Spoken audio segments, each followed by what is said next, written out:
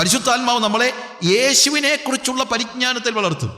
ശരിക്കും വഴികൾ അറിയുക മാത്രമല്ല, യേശുവിനെയും കൂടെ അറിയണം. യേശുവിനെ അറിയുമ്പോഴാണ് ബാക്കിയുള്ള, ഞാൻ പറയട്ടെ, ശരിക്കും നമുക്ക് നീതിയുള്ള വഴി എന്താണെന്ന് അറിഞ്ഞു കഴിഞ്ഞാൽ നീതിയുള്ള വഴിയെ നടക്കാനുള്ള വലിയൊരു ടെൻഡൻസി ഉണ്ട്, ഇല്ലെന്ന് ഞാൻ പറയുന്നില്ല. പക്ഷെ നീതിയുള്ള വഴിയെ നടക്കുമ്പോഴും നമുക്കൊരു അതൊരു ബേർഡനായിരിക്കും. അത് ശരിയാണല്ലോ. നമ്മളിപ്പം ഇന്ന കാര്യം ചെയ്യരുത്, ഇന്ന കാര്യം ചെയ്യരുതെന്നൊക്കെ പറയുമ്പോഴെല്ലാം നമുക്കതൊരു ബേർഡനായിട്ടാണ്. പിള്ളേർക്കാണെങ്കിലല്ലോ വിശ്വാസത്തിൽ വരികയും പോയി വന്നും പോയി, ഇനിയിപ്പോൾ അത് ചെയ്യാൻ പറ്റത്തില്ല, ഇത് ചെയ്യാൻ പറ്റത്തില്ല, അങ്ങനെയാണ് ഇങ്ങനെയാണ്, നമുക്കൊരു ബേർഡനായിട്ട് തോന്നും. പക്ഷേ when you know Jesus, Paulose പറഞ്ഞൊരു കാര്യമുണ്ട്, അവനെക്കുറിച്ചുള്ള പരിജ്ഞാനം, ക്രിസ്തുവിനെക്കുറിച്ചുള്ള പരിജ്ഞാനത്തിൻ്റെ ശ്രേഷ്ഠത നിമിത്തം എനിക്ക് ലാഭമായിരുന്നതൊക്കെയും ചവറെന്ന്, ഛേദമെന്ന്, I consider it as dung. നമുക്ക് തെറ്റായ വഴികളെ സന്തോഷത്തോടുകൂടെ ഉപേക്ഷിക്കണമെങ്കിൽ, അല്ലാതെയും നമുക്ക് ഉപേക്ഷിക്കാം. ഞാൻ പറഞ്ഞ മനസ്സിലാക്കണം. നരകത്തിൽ പോകുമല്ലോ, ഇതൊക്കെ ചെയ്തു കഴിഞ്ഞാൽ നരകത്തിൽ പോകുമല്ലോ എന്ന് വെച്ച് വേണമെങ്കിൽ നമുക്ക് നീതികേടിനെ ഉപേക്ഷിച്ചിട്ട് നീതിയെ പിന്തുടരാനായിട്ട് നമുക്ക് പറ്റിയേക്കും. പക്ഷേ എപ്പോഴാണ് നമ്മൾ അതിനെ സന്തോഷത്തോടുകൂടെ ഉപേക്ഷിക്കുന്നത്, എപ്പോഴാണ് നീതികേടിനെ അല്ലെങ്കിൽ നമുക്ക് ലാഭമുണ്ടായിരുന്ന ലാഭത്തെയൊക്കെ നമ്മൾ ചവറുന്നുണ്ടെന്ന് ചോദിച്ചു കഴിഞ്ഞാൽ ക്രിസ്തുവേശുവിൻ്റെ പരിജ്ഞാനത്തിൻ്റെ ശ്രേഷ്ഠ നിമിത്തമാണ്. When you know Jesus and know him more and more, അവനെ കൂടുതൽ കൂടുതൽ അറിയുമ്പോഴാണ് ലോകത്തിൻ്റെ മുഴുവൻ മഹിമകളും ഡങ്ങാണെന്ന്, മലം എന്നതുപോലെ വെറുപ്പോടുകൂടെ കാണാൻ നമുക്ക് കഴിയുന്നത്. ആ യേശുവിൻ്റെ പരിജ്ഞാനത്തിലേക്ക് നമ്മളെ നയിക്കുന്നത് it is the Holy Spirit. You understand the difference? So നമുക്ക് നല്ല അല്ലെങ്കിൽ കർത്താവിൻ്റെ കൽപ്പനകൾ അനുസരിക്കാൻ നമുക്ക് ആഗ്രഹമുണ്ടായിട്ടും നമുക്ക് കഴിയാതിരുന്ന സാഹചര്യത്തിൽ, ഹോളിനെസ് മൂവ്മെൻറ്റിലേക്ക്, സെപ്പറേറ്റിസ്റ്റ് മൂവ്മെൻറ്റിൽ ഉണ്ടായിരുന്ന ആളുകളെ വഴി നടത്തി അതാണ് അവർ പറയുന്നത്, we have a holy doctrine, we have a holy kind of things and we have everything, we know what is holy, we know we have a doctrine. ഞങ്ങൾക്ക് വളരെ വിശുദ്ധമായ ഒരു ഉപദേശമുണ്ട്. പക്ഷേ ആ വിശുദ്ധമായ ഉപദേശത്തിനനുസരിച്ച് വിശുദ്ധമായ ഒരു ജീവിതം ജീവിക്കാനുള്ള ശക്തി ഞങ്ങൾക്ക് ഇല്ല. അതുകൊണ്ടാണ് അവർ പരിശുദ്ധാത്മാവിന് വേണ്ടി പ്രാർത്ഥിച്ചത്. അതുകൊണ്ടാണ് ദൈവം പരിശുദ്ധാത്മാവിനെ അയച്ചു കൊടുക്കുന്നത്. അവർ പറഞ്ഞു, കർത്താവിൻ്റെ ആ ഇടപെടൽ ആ രീതിയിലാണ്. If you have a desire to live a holy life, നമ്മുടെ ഭാഗത്തുനിന്ന് ഡിസയർ ഉണ്ടാകണം. വിശുദ്ധ ജീവിതത്തിന് വേണ്ടിയുള്ളൊരു അഭിവാഞ്ച ഉണ്ടാകുമ്പോൾ, ആ അഭിവാഞ്ചയിൽ വിശുദ്ധ ജീവിതം ജീവിക്കാൻ നമ്മൾ തീരുമാനമെടുക്കുമ്പോൾ, ഒരു വിശുദ്ധ ജീവിതം ജീവിക്കാനായിട്ട് ദൈവത്തിൻ്റെ പരിശുദ്ധാത്മാവിനെ സഹായകനായി നമുക്ക് അയച്ചു തരികയാണ്. സ്ട്രെങ്തനർ, ശക്തിപ്പെടുത്തുന്നവൻ എന്ന അർത്ഥത്തിലാണ്, ശക്തിപ്പെടുത്തുന്നതിനാണ് നമുക്ക് അയച്ചു തരികയാണ്. സോ ദ ഫസ്റ്റ് തിങ്, കൽപ്പനകൾ അനുസരിക്കാൻ പരിശുദ്ധാത്മാവിനെ കർത്താവ് നമുക്ക് നൽകി. 2, സകല സത്യത്തിലും വഴി നടത്തേണ്ടതിനെ പരിശുദ്ധാത്മാവിനെ നമുക്ക് നൽകി. 3, യേശുവിൻ്റെ വാക്കുകൾ എന്നെ ഓർമ്മിപ്പിക്കുവാനായിട്ട് ദൈവത്തിൻ്റെ പരിശുദ്ധാത്മാവിനെ എനിക്ക് നൽകി. 4, എൻ്റെ പീഡനത്തിൻ്റെ കാലയളവിൽ, എൻ്റെ പ്രതിസന്ധികളുടെ കാലയളവിൽ എന്നെ കംഫർട്ട് ചെയ്യാനായിട്ട് ദൈവത്തിൻ്റെ പരിശുദ്ധാത്മാവിനെ എനിക്ക് നൽകി. 5, സാക്ഷിപ്പാനുള്ള ശക്തിക്ക് വേണ്ടി പരിശുദ്ധാത്മാവിനെ എനിക്ക് നൽകി. ഒരു കാര്യം കൂടെ ഇടയ്ക്ക് പറയണം, ഈ സാക്ഷ്യത്തിൽ നമ്മുടെ പങ്കാളി പരിശുദ്ധാത്മാവാണ്, വേറെ ആരുമല്ല. യോഹന്നാൻ്റെ സുവിശേഷം 15-ാം അധ്യായത്തിൽ അതിൻ്റെ 26-ഉം 27-ഉം വാക്യം വായിക്കുമ്പോൾ, 15-ാം അധ്യായത്തിൻ്റെ 26-ഉം 27-ഉം വാക്യം, ഞാൻ പിതാവിൻ്റെ അടുക്കൽ നിന്ന് നിങ്ങൾക്ക് അയപ്പാനുള്ള കാര്യസ്ഥനായി പിതാവിൻ്റെ അടുക്കൽ നിന്ന് പുറപ്പെടുന്ന സത്യാത്മാവ് വരുമ്പോൾ അവൻ എന്നെക്കുറിച്ച് സാക്ഷ്യം പറയും. നിങ്ങളും ആദ്യം മുതൽ എന്നോടുകൂടെ ഇരിക്ക കൊണ്ട് സാക്ഷ്യം പറവിൻ. സോ സാക്ഷ്യം പറയുമ്പോൾ, first of all, Holy Spirit testifies Jesus. പരിശുദ്ധാത്മാവിൻ്റെ ഭൂമിയിലെ ഒരു പ്രധാനപ്പെട്ട ജോലി എന്ന് പറയുന്നത് യേശുവിനെ കുറിച്ച് സാക്ഷ്യം പറയുക എന്നുള്ളതാണ്. നിങ്ങൾ എൻ്റെ കൂടെ, അല്ലെങ്കിൽ നിങ്ങളും എന്നോടുകൂടെ ആദ്യം മുതൽ ഉള്ളത് കൊണ്ട്, എന്നോടുകൂടെ ഇരിക്കൊണ്ട് നിങ്ങളും എന്ത് ചെയ്യണം? സാക്ഷി പറവിൻ. അപ്പോൾ ഞാൻ സാക്ഷി പറയുമ്പോൾ എൻ്റെ കൂടെ നിന്ന് ആരുടെ സാക്ഷി പറയുന്നുണ്ട്? പരിശുദ്ധാത്മാവ്. അങ്ങനെ പരിശുദ്ധാത്മാവും കൂടെ ചേർന്ന് നിന്ന് സാക്ഷി പറയുന്നത് കൊണ്ടാണ് ഒരാൾ വിശ്വസിക്കുന്നത്, അല്ലെങ്കിൽ വിശ്വസിക്കത്തില്ല. ഞാൻ തന്നെ പോയി സാക്ഷി പറഞ്ഞാൽ വിശ്വസിക്കത്തൊന്നുമില്ല. അതുകൊണ്ട് സാക്ഷിക്കാൻ പോകുമ്പോൾ തന്നെ പോയി സാക്ഷിക്കാൻ പോകരുത്. ആരെ കൂടെ കൂട്ടിക്കൊണ്ട് പൊക്കോണം?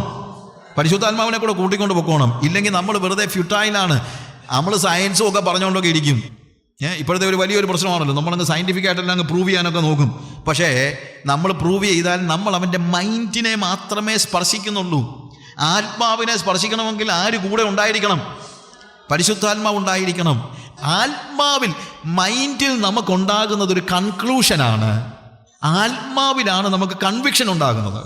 മനസ്സിൽ നമുക്കുണ്ടാകുന്നത് ചില നിഗമനങ്ങളാണ്. പക്ഷേ സ്പിരിറ്റിൽ നമുക്കുണ്ടാകുന്നത് ബോധ്യങ്ങളാണ്. ആ ബോധ്യം ഉണ്ടാകണമെങ്കിൽ ആര് കൂടെ ഉണ്ടായിരിക്കണം? പരിശുദ്ധാത്മാവ് ഉണ്ടായിരിക്കണം. രണ്ടുപേരുടെ സാക്ഷ്യത്താൽ ഏത് വചനവും ഉറപ്പാക്കപ്പെടുന്നു എന്നുള്ളത് നമ്മൾ മനസ്സിലാക്കണം. ഞാൻ സാക്ഷിക്കുമ്പോൾ പരിശുദ്ധാത്മാവ് എൻ്റെ കൂടെ സാക്ഷിക്കുകയാണെങ്കിൽ, ഞങ്ങൾ രണ്ടുപേരുടെയും കൂടെ സാക്ഷ്യം ഒരുമിച്ചാകുമ്പോൾ തീർച്ചയായും ആ വ്യക്തിക്ക് ഒരു മാറ്റം ഉണ്ടാകും, രൂപാന്തരം ഉണ്ടാകും. കാര്യം ആ ബോധ്യം വരുത്തുവാനാണ് പരിശുദ്ധാത്മാവ് വരുന്നത് എന്ന് നമുക്ക്. ഇനി അടുത്ത സെഷനിലേക്ക് നമ്മൾ കടക്കുകയാണ്. പരിശുദ്ധാത്മാവ് ദാനമാണെന്ന് നമ്മൾ കണ്ടു. It is the gift. ബാക്കിയുള്ളതൊക്കെ എന്താണ്? പ്രകാശനങ്ങളാണ്. ദ ഗിഫ്റ്റ് എന്ന് മറ്റേതിനെ വിളിക്കുന്നതിന് അത് തെറ്റൊന്നുമില്ല. പക്ഷേ യഥാർത്ഥത്തിൽ എന്താണ് ദാനം? What is the real gift എന്ന് ചോദിച്ചു കഴിഞ്ഞാൽ അത് അന്യഭാഷയല്ല, വ്യാഖ്യാനമല്ല, കൃപാവരങ്ങളൊന്നുമല്ല. The real gift is the Holy Spirit. യഥാർത്ഥ വരം എന്നുള്ള വാക്ക് മലയാളത്തിൽ കുറച്ചുകൂടി ഡിഫറെൻ്റ് ആണ്. യഥാർത്ഥ ദാനം എന്ന് പറയുന്നത് എന്താണ്? യഥാർത്ഥ ദാനം എന്ന് പറയുന്നത് it is the Holy Spirit. പരിശുദ്ധാത്മാവാണ് യഥാർത്ഥ ദാനമെങ്കിൽ എപ്പോഴാണ് നാം അത് പ്രാപിക്കുന്നത്? When do we receive it? എപ്പോഴാണ് നമ്മളിത് പ്രാപിക്കുന്നത്? That's a question. ഒന്നാമത്തെ കാര്യം നമ്മൾ മനസ്സിലാക്കണം, ഒരു വ്യക്തിയെ വിശ്വസിക്കാൻ സഹായിച്ചത് തന്നെ പരിശുദ്ധാത്മാവാണ്. പരിശുദ്ധാത്മാവിൻ്റെ സഹായമില്ലാതെ ഒരാൾക്ക് വിശ്വസിക്കാൻ പോലും കഴിയത്തില്ല. 1 കൊരിന്ത്യർ 12 അധ്യായത്തിൽ നമ്മൾ പറഞ്ഞ ഭാഗത്ത് തന്നെ അതിൻ്റെ 3-ാമത്തെ വാക്യത്തിൽ പോൾ തന്നെ പറയുന്നു, പരിശുദ്ധാത്മാവിലല്ലാതെ യേശുവിനെ കർത്താവ് എന്ന് പറയാനായിട്ട് ആർക്കും കഴിയുകയില്ല എന്നാണ് പറയുന്നത്. ഇല്ലേ? ദൈവാത്മാവിൽ സംസാരിക്കുന്നവനാരും യേശു ശപിക്കപ്പെട്ടവനെന്ന് പറയുകയില്ല. പരിശുദ്ധാത്മാവിലല്ലാതെ യേശു കർത്താവ് എന്ന് പറയാൻ ആർക്കും കഴിയുകയില്ല. അപ്പോൾ യേശുവിനെ കർത്താവ് എന്ന് വിളിക്കുന്നത്, ഞാൻ അതിനെക്കുറിച്ച് പിന്നീട് ഈ ഭാഗം കുറച്ച് ഇപ്പോഴത്തെ സമയത്തല്ല, അടുത്ത സെഷൻ ഞാൻ അതിനെക്കുറിച്ച് കുറച്ചുകൂടെ പറയാം. പക്ഷേ യേശുവിനെ കർത്താവ് എന്ന് ഏറ്റു പറയുവാൻ, ബാക്കിയുള്ള പല കാര്യങ്ങൾ പറയുവാൻ പറ്റുമായിരിക്കും, പക്ഷേ ഹി ഈസ് മൈ ലോർഡ് എന്ന് പറയണമെങ്കിൽ പരിശുദ്ധാത്മാവ് പ്രവർത്തിച്ചെങ്കിലേ പറ്റുകയുള്ളൂ. യോഹന്നാന്റെ സുവിശേഷം 3-ാം അധ്യായത്തിന്റെ 5-6 വാക്യങ്ങൾ വായിക്കുമ്പോൾ കർത്താവ് നിക്കോദിമോസിനോട് പറയുന്നത് ആത്മാവിലുള്ള ജനനത്തെ പറ്റിയാണ്. അതായത് വീണ്ടും ജനനം എന്ന് പറയുമ്പോൾ it is you are bone of the spirit. അപ്പൊ നമ്മൾ വീണ്ടും ജനിച്ചത് ആത്മാവിലാണ്, വിശ്വസിച്ചത് ആത്മാവിലാണ്. പിന്നെ എപ്പോഴാണ് പരിശുദ്ധാത്മാവിനെ സ്വീകരിക്കുന്നത്? അല്ലെങ്കിൽ പരിശുദ്ധാത്മാവിനെ സ്വീകരിക്കണമെന്ന് പറയാൻ കാര്യം എന്താ? ഇതാണ് പ്രധാനമായും മറ്റുള്ള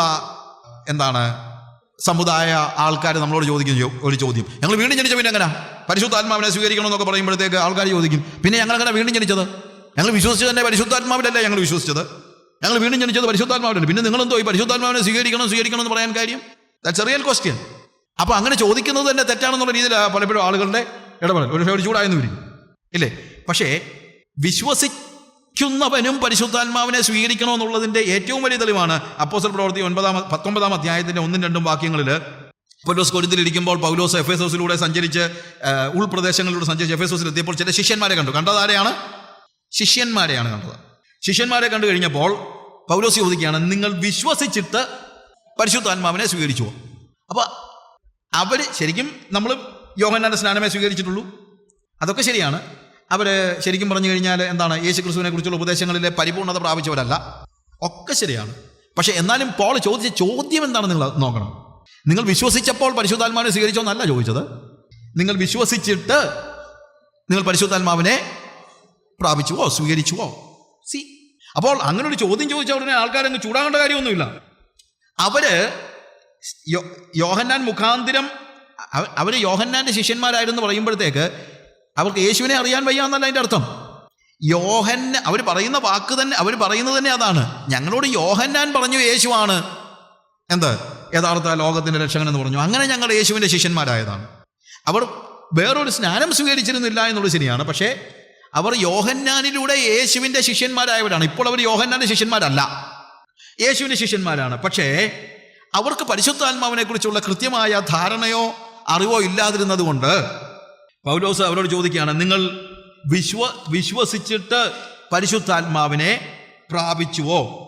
വിശ്വസിക്കുന്നത് ഒരു കാര്യം, തീർച്ചയായും വിശ്വസിക്കുന്നത് ഞാൻ മുമ്പേ പറഞ്ഞതുപോലെ വിശ്വസിക്കുന്നത് വളരെ പ്രാധാന്യമുള്ള കാര്യമാണ്.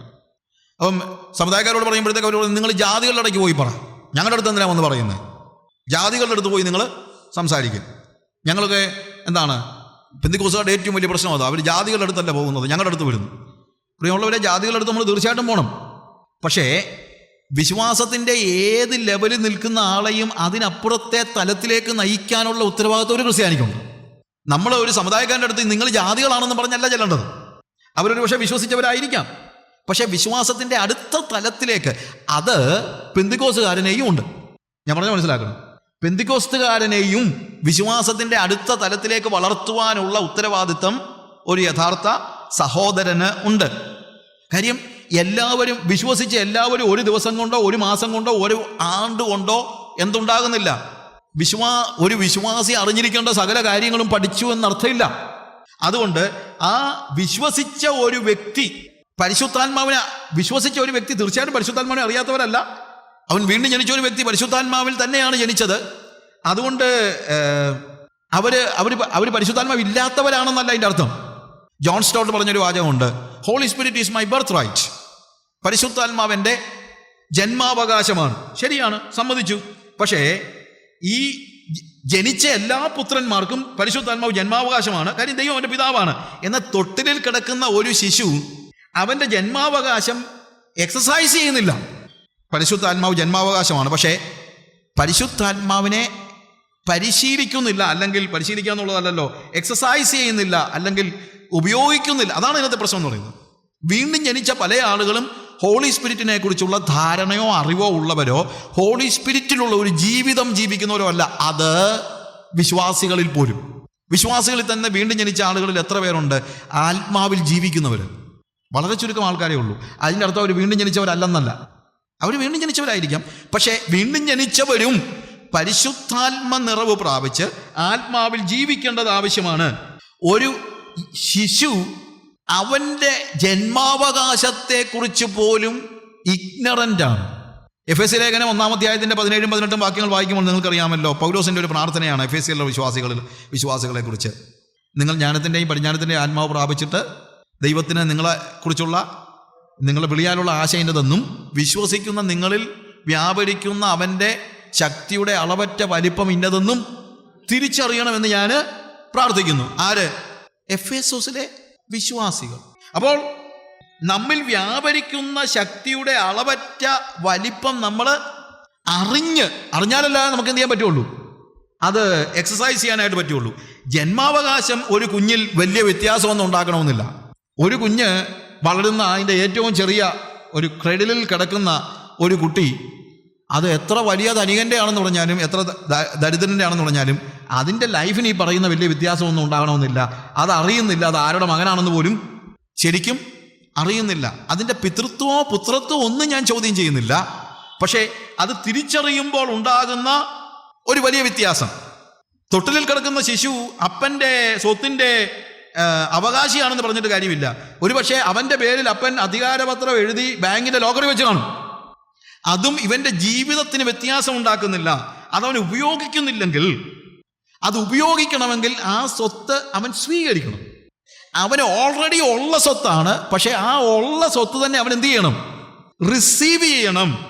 റിസീവ് ചെയ്താൽ മാത്രമേ അവനത് ഉപയോഗിക്കാൻ പറ്റുള്ളൂ. അതുകൊണ്ടാണ് പരിശുദ്ധാത്മാവിൻ്റെ സ്വീകരണം എന്ന് പറയുന്നത് ഒരു വിശ്വാസിയിൽ സംഭവിക്കേണ്ട ഒരു കാര്യമാകുന്നത്.